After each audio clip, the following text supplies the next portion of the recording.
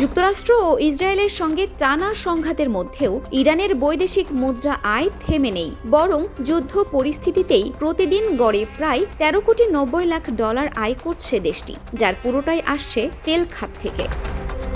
মার্কিন সংবাদ মাধ্যম ব্লুমবার্গের এক প্রতিবেদনে গোয়েন্দা তথ্য ও আন্তর্জাতিক জ্বালানি বাজার বিশ্লেষকদের বরাতে এই তথ্য জানানো হয়েছে। গত 28 ফেব্রুয়ারি সংঘাত শুরুর পর থেকেই হরমুজ প্রণালীতে অবরোধ জারি করে ইরানের অভিজাত বাহিনী Islamic revolutionary guard corps IRGC।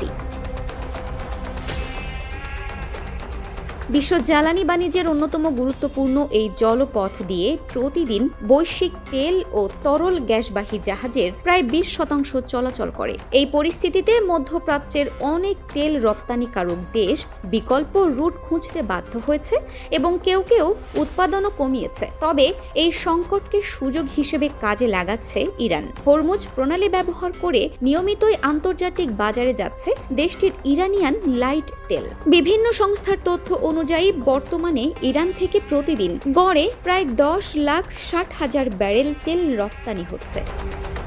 এই তেল প্রথমে খার্গ দ্বীপের টার্মিনালে নিয়ে যাওয়া হয়, সেখান থেকে হরমুজ প্রণালী হয়ে বৈশ্বিক বাজারে পৌঁছে। বিশ্লেষকরা বলছেন, যুদ্ধের কারণে তেল উৎপাদনে বড় ধরনের বিঘ্ন না ঘটলেও আন্তর্জাতিক বাজারে দামের উল্লম্ফন ইরানের আয়ে ইতিবাচক প্রভাব ফেলেছে। প্রতি ব্যারেল অপরিশোধিত তেলের দাম $100 ছাড়িয়ে যাওয়ায় একই পরিমাণ তেল বিক্রি করেও আগের তুলনায় বেশি আয় করছে দেশটি। গত ফেব্রুয়ারিতে যেখানে দৈনিক আয় ছিল প্রায় $11,50,00,000, বর্তমানে তা বেড়ে দাঁড়িয়েছে প্রায় 14 কোটির কাছাকাছি। তেল রপ্তানির পাশাপাশি হরমুজ প্রণালীতে চলাচলকারী জাহাজ থেকেও টোল আদায় করছে ইরান। এই খাত থেকে প্রতিদিন প্রায় $20 লাখ অতিরিক্ত আয় হচ্ছে বলে জানা গেছে।